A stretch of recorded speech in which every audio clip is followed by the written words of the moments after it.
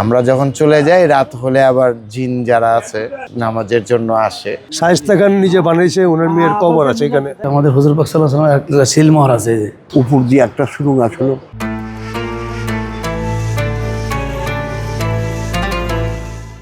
মুঘল আমলের শিল্পরুচি আর ধর্মীয় ঐতিহ্যের এক জীবন্ত প্রতিচ্ছবি এই লালবাগ কেল্লা মসজিদ।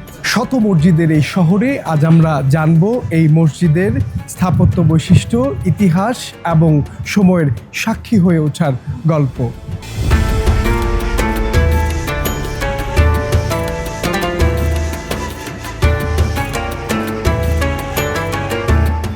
মসজিদের দেয়ালে ঝুলছে বিশ্বনবী সাল্লাল্লাহু আলাইহি ওয়াসাল্লামের সিলমোহর সম্মানিত চিঠি। মুঘল আমলে নির্মিত মসজিদটি নিয়ে প্রচলিত আছে নানা কিংবদন্তি। ইমাম সহ স্থানীয় অনেকেই বলছেন এখানে মানুষের পাশাপাশি কখনো কখনো জিনেরাও নামাজ পড়েন। পুরান ঢাকার ঐতিহাসিক লালবাগ কেল্লার অভ্যন্তরে অবস্থিত এই জামে মসজিদ নির্মিত হয়েছিল মুঘল আমলে। সে সময়ে শাসকদের ধর্মীয় অনুরাগ ও নান্দনিক স্থাপত্য চর্চার এক উজ্জ্বল নিদর্শন এটি। এই মসজিদ 400 বছর হয়ে গেছে, আলহামদুলিল্লাহ, আল্লাহর রহমতে এখনো অনেক ভালো আছে। আর মসজিদের ফ্লোরটা তো মনে করেন যে পাথর দিয়ে করা হয়েছে, 1 লাখ বছর পরে ওই পাথর ক্ষয় হবে না। যে ওয়াক্তের নামাজগুলো আছে এই নামাজগুলো পড়ার পর আমরা যখন চলে যাই রাত হলে আবার জিন যারা আছে ওরাও নামাজের জন্য আসে। আর এখানে অনেক ধরনের কথা আছে যে লালবাগ কেল্লার ভিতরে এখানে একটা সুড়ঙ্গ ছিল, সুড়ঙ্গটা তো পরে বন্ধ করে দেওয়া হয়েছে। এখানে পরি বিবির মাজার আছে, এখানে 2টা জোড়া মাজার আছে। ওই গেট থেকে সামনে একটু আগে বাড়লে ওইখানে 2টা মাজার আছে, জোড়া মাজার ওই দিকটায়। 3 গম্বুজ বিশিষ্ট এই মসজিদে স্থাপত্য দেখা যায় মুঘল শৈলীর ভারসাম্যপূর্ণ নকশা। পুরু দেয়াল, খিলান আকৃতির প্রবেশপথ এবং সূক্ষ্ম অলঙ্করণ সব মিলিয়ে এটি শুধু উপাসনার স্থান নয়, বরং এক ঐতিহাসিক শিল্পকর্ম।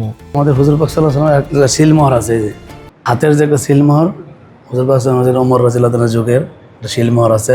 4 খলিফার নাম মানে ওমর রাদিয়াল্লাহু আনহু, আবু বকর সিদ্দিক রাদিয়াল্লাহু আনহু। এরকম একটা ঘটনা দেখছি, এই মনে করেন অনেক রাতে বিভিন্ন আকৃতিতে মসজিদের ভিতরে ছিল, বিড়ালনা কুকুরনা এমন একটা আকৃতিতে ঢুকছে।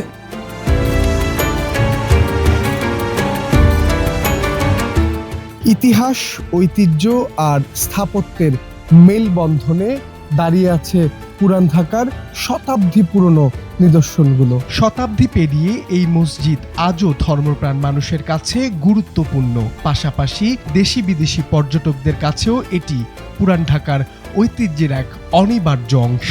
আমাদের মুরব্বীরাও এখানে নামাজ পড়েছে বহু আগের থেকে। শায়েস্তা খান নিজে বানিয়েছে, ওনার মেয়ের কবর আছে এখানে। 50 বছর আগের থেকে এটার ভিতরে আসা যাওয়া আমাদের নামাজ যে পড়ি অনেক ভালো লাগে। বিগত আমলের মুরব্বীর কাছেও শুনছি যে জিন পরি বিবির মাজারে আছে, ওই সুরঙ্গের ভিতরে থাকতো।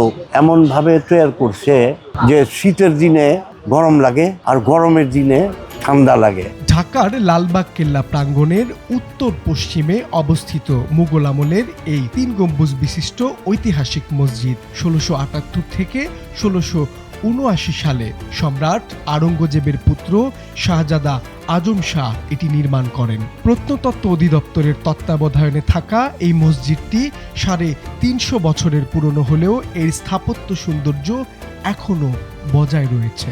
সম্রাট আওরঙ্গজেবের 3য় পুত্র শাহজাদা আজম বাংলার সুবাদার থাকাকালীন 3 গম্বুজওয়ালা দুর্গ মসজিদ এই মসজিদটি নির্মাণ করেছিলেন। আয়তকারে 19.19 মিটার 9.84 মিটার নির্মিত 3 গম্বুজ বিশিষ্ট মসজিদটি এদেশের প্রচলিত মুঘল মসজিদের একটি আদর্শ উদাহরণ। মুঘল ঐতিহ্যের নীরব সাক্ষী হয়ে সময়ের প্রবাহে আজও দাঁড়িয়ে আছে লালবাগ কেল্লার জামে মসজিদ। বিশ্বাসকে লালন, ইতিহাসকে ধারণ করে পুরান ঢাকার হৃদয়ে এ যেন এক জীবন্ত স্মারক। শত মসজিদের শহরের পরবর্তী পর্ব দেখার আমন্ত্রণ জানিয়ে আমি মাহবুব আলম শ্রাবণ বিদায় নিচ্ছি। আল্লাহ হাফেজ।